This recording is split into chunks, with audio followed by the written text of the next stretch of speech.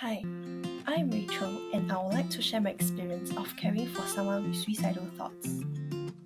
When I was in secondary 1, I made friends with this boy called Samuel. Due to our love for sports and reading, we were able to have many common topics to talk about and became very close friends.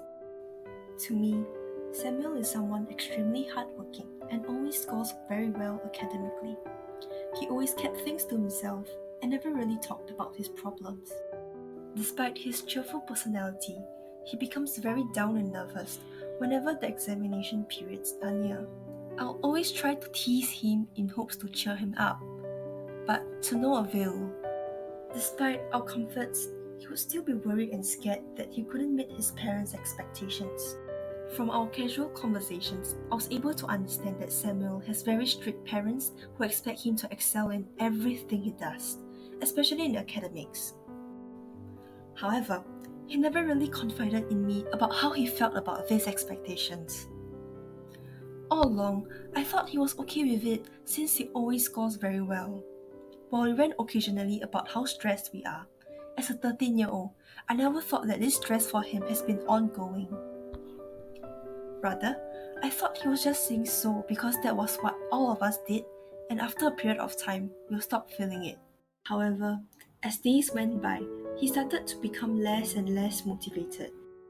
From being someone who was always disciplined in completing all his homework, he became someone who rushes homework in school, or even not submitting them on the day itself.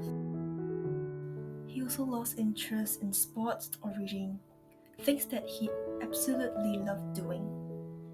When I called him to play badminton, he would always say that he's very tired and he just wants to rest. At the start, I thought that it was because he always studies so hard and he needed to rest. However, that was not the case. He started avoiding social contact and simply does not want to do anything. During recesses, he would often choose not to eat. At the start, these occurrences were not as frequent, but most of the days, he was still as cheerful as always.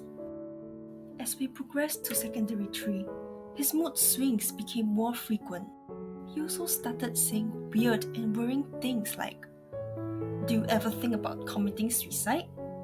I feel like everything would be better if I'm not around. My parents shouldn't have given birth to me. I'm just a disappointment." Every time he has these expressions, I'll be concerned, but I have no idea what to do or say. All I could tell him was, "Hey, you're not a disappointment, don't feel like that," and that he shouldn't think about suicide. Little did I know at that time that this was not what he needed to hear. Despite telling him this all the time, he did not become better. So one day, I told him that I have been very worried as he has been very down and talking about very negative things. For the first time, Samuel confided in me about his problems. He told me about his family, the expectations, and everything that has been overwhelming him. I quietly listened to him and felt so apologetic. I was clueless and I didn't know what to say, so I tried my best to comfort him. After making sure that he is much more emotionally stable, we went home and promised to see each other in school the next day. That day when I went home, I decided to do some research on what I can do to help Samuel. I found out a few things that I can do when I am trying to care for him. This was what I found. Number 1. Check in with ourselves to see if we are comfortable with talking about suicide. While we want to be there for our friend, we also need to check in with ourselves and see if we are ready to be that person of support that they can turn to. We might not feel comfortable talking deeper about these issues with them. In this case, you can be honest and let them know that while you're concerned and care for them, you're unsure of what to do or that you don't feel equipped to support them. Offering help resources and accompanying them to seek professional help are some ways that one can still be part of their difficult journey. Number 2, do not avoid the topic of suicide. Research shows that asking someone if they have suicidal thoughts or intentions of harming themselves does not mean you are encouraging them to do it. asking directly opens conversations about suicide or self-harm, as it reassures the person in distress that you are willing to have the difficult conversation with them, and this may help them share their troubles. On the other hand, avoiding talking about it may make them feel that you are dismissing them. Number 3, empathize with them and show genuine concern. When they talk about their pain and suicidal thoughts, let them know that you would like to try to understand even if you don't know how painful it is.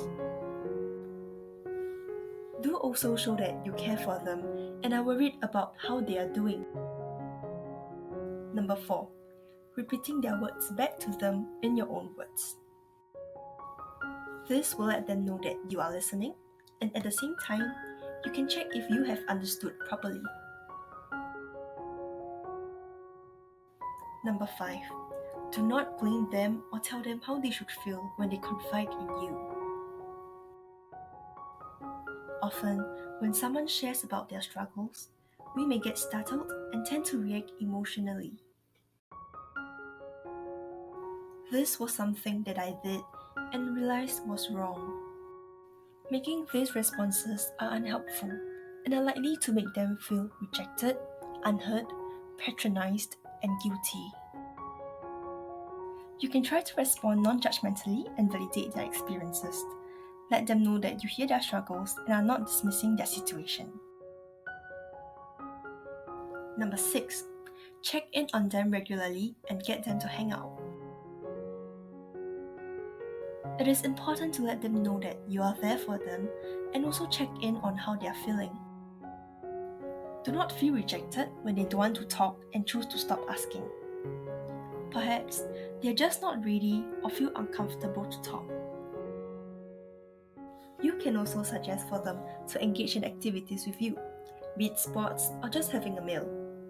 This can serve as a distraction technique and occupy them. Number 7, encourage them to seek professional help. Do not simply tell them that they need to get some help. Instead, you can ask them if they have thought of seeing a counselor and letting them know that while they are always here to listen, professional help could help them more.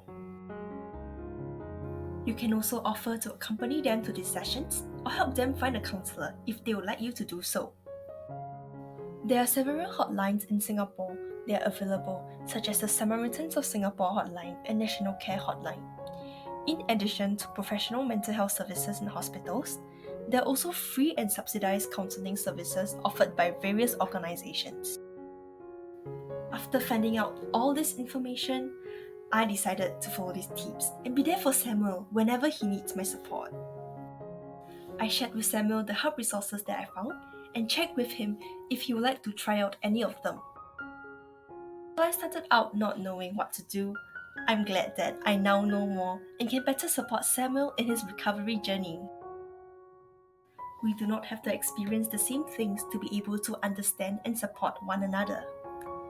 Listening and empathizing can allow us to do the same as well.